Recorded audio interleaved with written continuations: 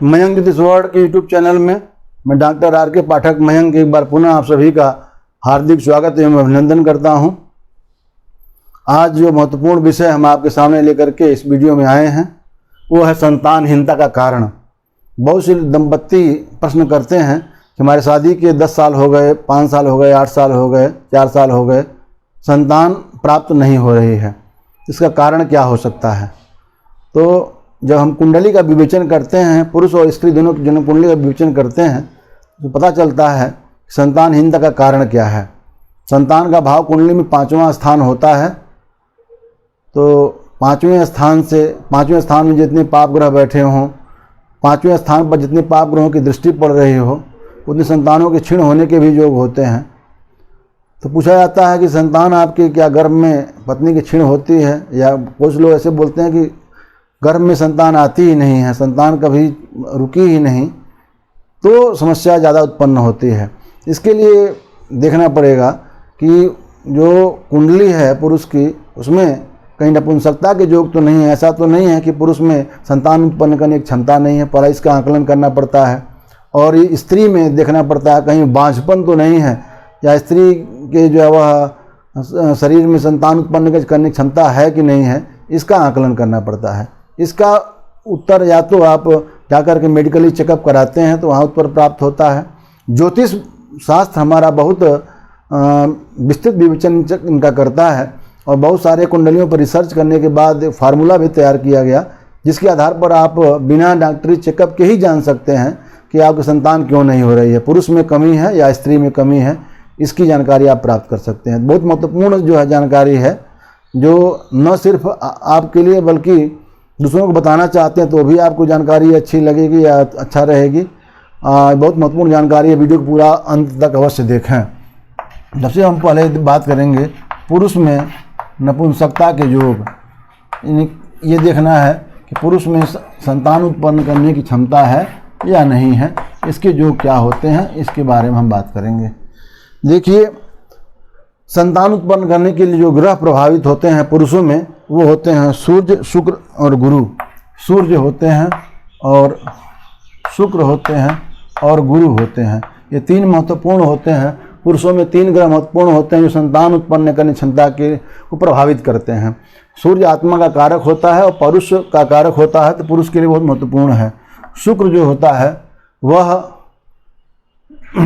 कामेच्छा का प्रतीक होता है, साथ साथ जो है वह शुक्राणुओं का प्रतीक जो है वह शुक्र जो होता है वह जन्नांगों का प्रतीक होता है। और बृहस्पति जो है वह पुत्र कारक जो संतान का कारक ग्रह है। तो सूर्य, शुक्र और गुरु, इन तीनों की स्थितियों को विवेचन करना पड़ता है, तो पता चलता है कि पुरुष में संतान उत्पन्न करने की क्षमता है या नपुंसकता है। करना क्या है इसके लिए, इसमें आपको क्या करना पड़ता है कि लग्न कुंडली और नवमांश कुंडली, इन दोनों को देखना है। लग्न चक्र और नवमांश चक्र देखना है।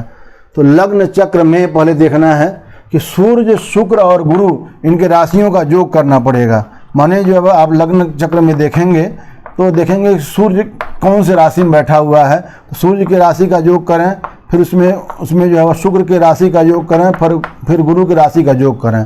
सूर्य, शुक्र और गुरु, इन तीनों के राशियों का योग करना है। योग करने के बाद देखना है जो संख्या आ रही है वह सम है या विषम है। तो जब योग करेंगे तो अंतिम जो संख्या होगी वो आपको सम या विषम प्राप्त होगी। तो पहले आपको जो है इनको योग करके बाद एक संख्या लेनी है। फिर इसी प्रकार से नवमांश में भी सूर्य, शुक्र और गुरु, इन तीनों की राशियों का योग करना है। योग करने के बाद देखना जो एक संख्या है, जैसे मान लीजिए 14 आई तो 4 और 1 जोड़ करके 15 करेंगे, इस तरह से संख्या होती है। लास्ट संख्या जो आती है वह यदि उसको देखना है, यदि दोनों संख्याएं विषम आ रही हैं, मतलब जो है वह यदि आपको लग्न कुंडली और नवमांश कुंडली दोनों में सूर्य, शुक्र और गुरु की राशियों का जो योग आ रहा है वह दोनों विषम आ रहा है, विषम दोनों आ रहा है, तो पुरुष में संतान करने की अच्छी क्षमता है, उसमें कोई कमी नहीं है। और यदि दोनों सम आ रहा है तो पुरुष में संतान करने की क्षमता नहीं है, नपुंसकता का शिकार पुरुष है। और यदि एक सम और एक विषम है, एक सम आ रहा है और एक विषम आ रहा है, मान लीजिए कि एक सम आया और एक विषम आया, तो फिर क्या है, कुछ कमी है, उसका इलाज कराने पर जो है वह संतान उत्पन्न हो सकती है। ये है पुरुष में नपुंसकता है कि नहीं, इसका सूत्र होता है कि लग्न कुंडली और नवमांस कुंडली दोनों में सूर्य, शुक्र और गुरु जिन जिन राशियों में बैठे हैं उनकी राशियों का आपस में योग करना है। योग करने के बाद जो एक संख्या आती है लास्ट में, वो संख्या देखनी है कि सम है या विषम है। दोनों विषम है, कोई कमी नहीं। एक सम और एक विषम है तो कमी है, थोड़ा इलाज कराएं। और दोनों अगर सम है तो फिर नपुंसकता रहेगी, संतान उत्पन्न करने की क्षमता उसमें नहीं है। अब आइए उदाहरण के आधार पर हम देखते हैं कि एक कुंडली को ले लेते हैं, उस कुंडली के आधार पर देखते हैं कि जो है उसमें क्या आ रहा है। हम जो है पहले एक जातक की लग्न कुंडली देखेंगे और उसकी नवमांस कुंडली देखेंगे। लग्न कुंडली और नवमांस कुंडली दोनों देखेंगे। आइए हम समझते हैं, एक पुरुष जातक की कुंडली है, ये लग्न कुंडली है, नवमांस कुंडली है। इसमें हमें देखना है कि पुरुष में नपुंसकता है कि नहीं, या संतान करने की क्षमता है कि नहीं है। करना क्या है, हमने बताया कि लग्न कुंडली में सूर्य, शुक्र और गुरु इन तीनों की राशियों का योग करना है। तो फिर आप देखेंगे कि सूर्य यहाँ किस राशि में बैठा हुआ, सूर्य 10 में बैठा हुआ है, फिर यहाँ लिख देंगे आप 10 लिख देंगे। फिर शुक्र किस में बैठा हुआ है तो 8 में बैठा हुआ है तो लिख देंगे 8 लिख देंगे। फिर गुरु किस राशि में बैठा है तो गुरु यहाँ 4 में बैठा, फिर 4 लिख देंगे। अब सबको जोड़िए, 10 8 18 4 22। अब 22 जो आ रहा तो आपस में 22 जब आया, 22 को आपस में जोड़ेंगे तो 4 हो जाएगा। मानिए 4 है, मानिए एक आपका आ गया, एक संख्या जो आ गई वो आ गई आपकी सम संख्या आ गई। अब इसमें देखना है कि सूर्य कहाँ बैठा हुआ है तो सूर्य बैठा हुआ है 1 में, मानिए यहाँ 1 ले लिए। फिर शुक्र किस में बैठा हुआ है, 11 में बैठा तो 11 ले लिए। फिर गुरु किस में बैठा, 10 में बैठा, 10 ले लिए। जो संख्या लिखी, राशि संख्या लिखी है वही जोड़ना है। तो 1 में सूर्य है, 11 में शुक्र है और 10 में गुरु है। राशि संख्या लेना है, कौन से स्थान में बैठा है, दूसरे स्थान तीसरा स्थान नहीं देखना है, संख्या जो होगी वो गिनती करना है। तो 11 10 11 12 10 22, ये भी हो गया 22। और 2 2 जोड़ेंगे आपस में हो जाएगा 4। मतलब ये भी सम है और ये भी सम है। हमने बताया था कि यदि दोनों सम होता है, मतलब यदि लग्न कुंडली में सूर्य, शुक्र और गुरु की राशियों का योग यदि सम संख्या आती है, इसे यहाँ पर 4 आया है।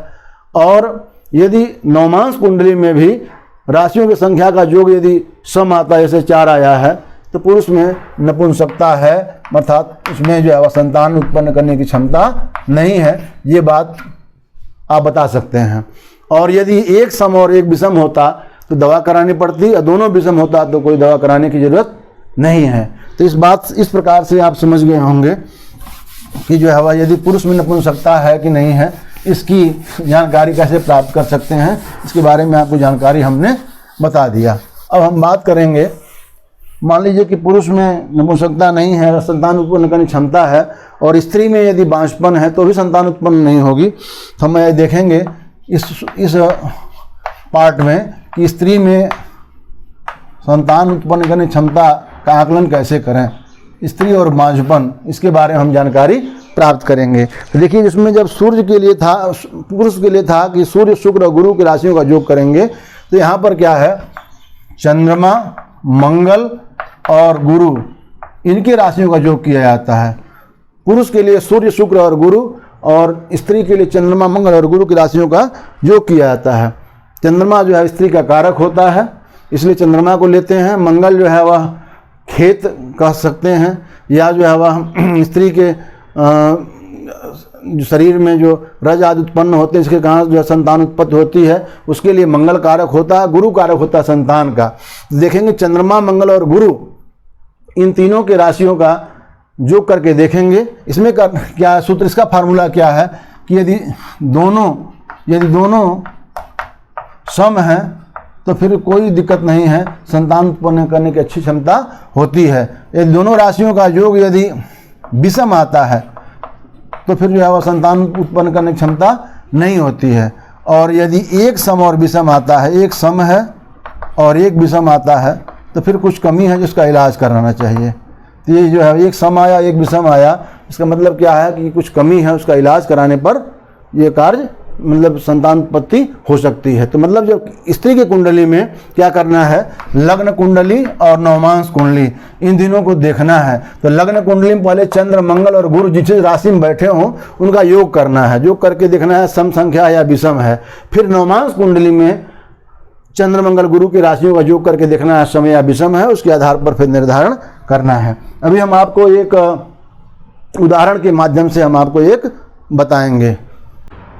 उदाहरण के माध्यम से हम देखते हैं कि इस एक स्त्री जातक की एक लग्न कुंडली है और ये नवमांश कुंडली है। इसमें हमको ये जानना है ये स्त्री जातक में संतान उत्पन्न करने की क्षमता है कि नहीं है। ये जो है स्त्री कहीं बांझपन का शिकार तो नहीं है। तो हम लोग क्या करना है, चंद्रमा मंगल और गुरु इन तीनों की राशियों का योग करना है। सबसे पहले हम लग्न कुंडली देखेंगे। चंद्रमा किस में बैठा हुआ, 2 में बैठा हुआ, तो यहाँ 2 लिख लेंगे। फिर मंगल किस में बैठा है, 4 में, तो 4 लिख लेंगे। प्लस गुरु किस में बैठा हुआ है, 11 में, तो 11 लिख देंगे। तो 2, 4 और 11 जोड़ेंगे तो 4, 2, 6, 11, 17 हो गया। अब इसको जब हम आपस में जोड़ेंगे तो हो जाएगा, ये संख्या आ जाएगी 8 आ जाएगी। 4, 2, 6 और 11, 6, 17 को आपस में जोड़ेंगे संख्या हो गया है 8। 8 क्या है, ये संख्या आपकी सम आ गई है। अब इसमें देखेंगे नवमांश कुंडली में, नवमांश कुंडली में चंद्र मंगल गुरु देखेंगे तो चंद्रमा किस में है, 10 में है। तो यहाँ पर नवमांश में चंद्रमा हो गया 10 में। फिर मंगल किस में है, वो भी 10 में है। तो 10 संख्या फिर 2 बार लिखनी है, क्योंकि जिसमें बैठे होंगे उसको लिखना पड़ेगा। ऐसा नहीं है कि एक ही बार 10 लिखना है। चंद्रमा 10 हो गया, मंगल का भी 10 हो गया, और गुरु किस में है, 9 में है। यहाँ 9 लिख लीजिए, जोड़िए 10, 10, 20, 9, 29। अब 29 आ गया तो 29 को आपस में जोड़ेंगे तो 9, 2, 11 होगा। अब 11 को भी फिर आपस में जोड़ना पड़ेगा तो संख्या आ जाएगी 2 आएगी। लास्ट जो संख्या आती है उसको लेना है। जैसे यहाँ पर 29 हुआ तो 29 संख्या नहीं देखना है सम या विषम, 29 को आपस में जोड़ना है। तो 9, 2, 11 हुआ। अब 11 को भी सम या विषम नहीं लेना है, इसको आपस में जोड़ना है। अंतिम संख्या आ गई है 2 आई है, 2 को लेना है। तो 2 क्या है, ये भी सम है। तो ये आप देख रहे हैं कि इसके लग्न कुंडली में भी सम आ रहा है और नवमांश कुंडली में सम आ रहा है। यदि दोनों में सम आता, मैंने बताया था यदि लग्न कुंडली नवमांश कुंडली दोनों में चंद्र मंगल और गुरु की राशियों का योग सम आता है तो संतान उत्पन्न करने की क्षमता कोई कमी नहीं है। और दोनों यदि विषम आता है तो फिर संतान उत्पन्न करने की क्षमता नहीं है। और एक सम और एक विषम है, सम और विषम आ रहा है तो कुछ कमी है, उसका इलाज करा करके कार्य बन सकता है। तो इस प्रकार से आप जान सकते हैं। जैसे कोई आता है, संतानहीन व्यक्ति आपके पास आता है या संतान उत्पन्न नहीं हो रही है, आता है, बोलता है कि संतान उत्पन्न करने की क्षमता इसमें है कि नहीं, ये जानकारी आप प्राप्त करने के लिए ज्योतिष के माध्यम से गणित करके भी प्राप्त कर सकते हैं, बता सकते हैं कि भाई ये समस्या है, इसके कारण आपको संतान नहीं हो रही है। तो ये महत्वपूर्ण जानकारी आप बहुत से लोगों में भी शेयर करें ताकि ये महत्वपूर्ण सूत्र जो है सबको प्राप्त हो सके। जो हमारे ऋषि मुनियों ने सूत्र दिए हैं, परंपराएं जो रिसर्च करके दिए हैं, उसका लाभ और लोगों को मिल सके। तो आशा नहीं, पूर्ण विश्वास है आपको जानकारी बहुत महत्वपूर्ण और अच्छी लगी होगी। इसी प्रकार से अन्य जानकारियों को प्राप्त करते रहने के लिए हमारे मयंक ज्योतिष वर्ल्ड चैनल सब्सक्राइब करके रख लें और बेल आइकन भी प्रेस कर लें ताकि जैसे ही कोई नया वीडियो हम अपलोड करते हैं उसका नोटिफिकेशन आपको प्राप्त हो जाएगा। वीडियो देखने के लिए बहुत बहुत धन्यवाद। आगे हम आपको इसी चैनल में बताएंगे कि संतानहीनता यदि है तो उसका इलाज क्या हो सकता है। पुरुष में नपुंसकता यदि आ रही है या कुछ कमी आ रही है तो उसका इलाज क्या हो सकता है। स्त्री के में अगर बांझपन है, स्त्री में कोई कमी, उसका इलाज क्या हो सकता है। इसी चैनल की वीडियो में आपको आगे मिलेगा और अगले वीडियो में या किसी अन्य वीडियो में मिलेगा। और संतानहीनता के जो कारण होते हैं, जैसे मातुल श्राप है, नाग श्राप है, पत्नी श्राप है या कोई और ब्राह्मण श्राप है, किस कारण नहीं हो रहे हैं उसका जो है वह भी विवेचन और उपाय आपको जो है वह इसी चैनल पर आपको प्राप्त होगा। निश्चित रूप से हमारे चैनल से जुड़े रहें। धन्यवाद।